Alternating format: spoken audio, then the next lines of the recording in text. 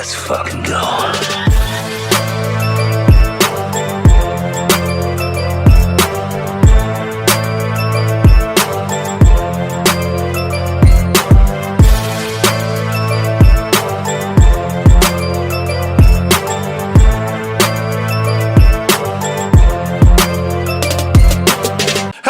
Welcome to the Comic Game Movie Show. My name is Deshaun, and today I'm here to give up my review / reaction to the Supergirl trailer. Now, James Gunn has a lot going on right now, and he's done a great job so far, I think, because the only thing he's made that I wasn't a fan of was Creature Commandos. I couldn't even get through the second episode of that show. I tapped out. I couldn't get through Creature Commandos. I wasn't feeling it. I wasn't enjoying it at all. I just wasn't enjoying it. But other than that, I loved what he did with the Suicide Squad. I loved what he did with Peacemaker. I still haven't watched season 2 of Peacemaker, but eventually I'll get around to it. And I really dug / loved what he did with Superman. I think his version of Superman is the best version of Superman that's been done in the last. It's the best Superman since Christopher Reeves. The best Superman since the OG Superman. Like, honestly, it's so great. It's such a good example of it proved me wrong too, because I was worried that James Gunn might not be able to switch his Guardian hat off to handle something that's supposed to be a little bit more, because it's been said before on a couple occasions that James Gunn's humor tends to be a bit mean. He tends to work better, he tends to work better with more broken characters. Like more broken characters that have been through a lot of stuff, characters that are not characters that are more ultra that are just as positive and upbeat and inspirational as Superman. And I was worried he would drag Superman into an area like with the Guardians, more of a darker, grittier, not dark gritty, but I mean like a more, what's the word I'm looking for? A more cynical, because like James Gunn, like I said, a lot of his characters tend to be more outlawish, roguish, more cynical characters. So I was worried he couldn't handle Superman, but I was proven wrong. His Superman was James Gunn's Superman was great. It was a fun time at the movie theaters, and it was a hell of a start for this new DC universe, as it will be like the first real movie in the DC universe. But the second movie that was on the docket was Supergirl. And Supergirl's been finished for a little bit now. They've just been waiting to, there hasn't been like a lot of leaked pictures or anything on it. But Supergirl's been ready for a minute now. And Supergirl did make an appearance at the very end of the Superman movie to come and pick up Krypto, who was her dog. Now, I don't remember Krypto being her. So, all disclosure, I am not a big Supergirl guy. I just never really fucked with Supergirl. So, I wasn't so there's things about Supergirl that I don't know. So I don't know if Krypto was her dog. I thought Krypto was Superman's dog. I didn't know Krypto was her dog, or is that just something they're doing in the movies? I thought Krypto was Superman's dog, but I digress. She came there to pick up Krypto, and she stumbled around, she looked kind of drunk, and she flew out. Boom. Set up whatever the fuck she's doing in her movie. And it's like, okay, whatever, I guess that's what's up. Now, we're not gonna ask Clark. Not gonna ask your only living relative about him almost dying and about this portal rift almost opening up in the center of the planet that almost destroyed it. But whatever. She's dealing with her own shit, I guess. But anyways, but I wasn't really looking forward to the movie. I'm gonna be honest with you. I was gonna see the movie because I really see most superhero movies in theaters. The only time I don't see a superhero movie in theaters is if it's really something, I'm really not looking forward. Like the only last few superhero movies I didn't see in theaters was like the Joker 2 and like the Dark Phoenix movie. But I knew those movies were going to suck their sequels, and I knew they weren't going to be very good. So I'm not going to waste my money going to watch this shit just to talk shit about it. You know what I mean? Because I don't like doing that. I don't hate watching stuff. Sure, will I hate watch something if it's big? Like I'm talking like massive? Sure, but I don't want to put myself through that fucking torture. And I don't think the movie's gonna be bad. And it's not like I thought the Supergirl movie was gonna be bad or anything. Like I said, I've never been a big Supergirl person because I've always felt like, at least from the things I've seen of her, Supergirl is really just a less effective version of Superman. There's nothing she can do that Superman can't do.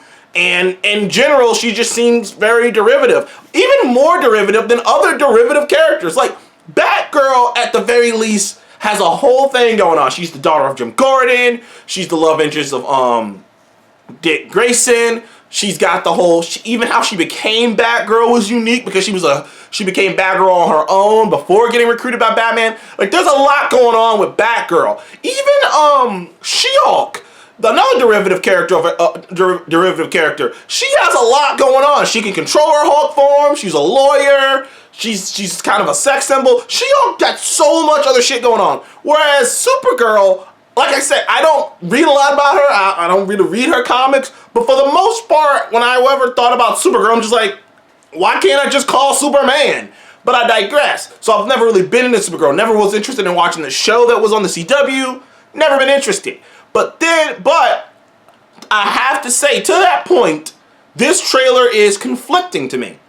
It's conflicting to me for two reasons. Because one, it made me more excited than I was. Like, at first, I was like, because before this trailer, I was like, I'll go check the movie out and see if it's good or not, like, whatever, I'll see, maybe the trailer knocks my boots off and I'm excited for it. I don't know. But that was before the trailer. After the trailer, I am looking forward to it.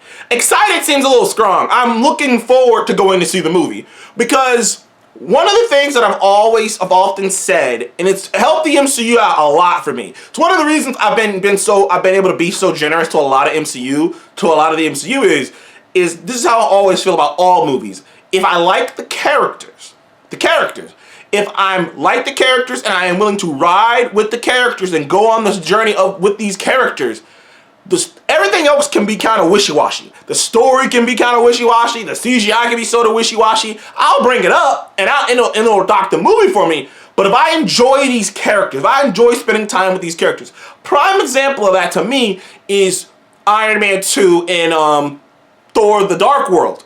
I enjoyed spending time with Thor and Loki. So even though this movie is weak as hell, the Dark World might be one of the worst MCU movies, I enjoy spending time with them. And I was having fun with them. So I was able to still get enjoyment out of the movie. Same thing with Iron Man. Even though there's a lot going on, Iron Man 2, even though there's a lot going on that's not good, I'm enjoying spending my time with Robert Downey Jr. as Iron Man again. So it can even through this crappy villain, even through this weird plot, I'm enjoying my time with Robert Downey Jr. and Rhodey and Pepper. Happy. I'm enjoying my time with these characters. So even though they're in a very meh story and meh movie, I still having a good time.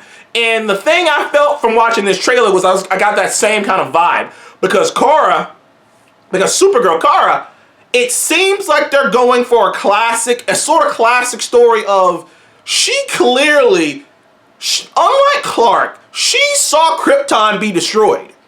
And they kind of hint that Krypton didn't just blow up. There was more shit that happened before it blew up, but there's stuff happened between it blowing up. And she saw all that shit. So Kara had to watch everyone she knows and loves dies. And clearly that has traumatized her. It has made her become cynical because she's seen the worst of humanity. She's seen the worst of what people can do. And it's made her cynical. It's made her bitter. It's made her hopeless. It's made her like, why am I even trying? Like, I failed to save everyone I know and love, so why am I even trying? So it makes logical sense why she would have this attitude, why she would have this laissez-faire, what's the point of everything attitude, because of what she saw. And it's like, one of the big tagline at the end of the trailer was, when she was talking about Superman, she said, Superman sees the best in people. I see the truth in people. And the idea there is that because Clark had this great upbringing, Clark hasn't really had to make, like, at least as far as we know in this version of the universe, he hasn't really had to make any tough, like, scarring decisions he gotta actually live with and be like, I have to live with that shit.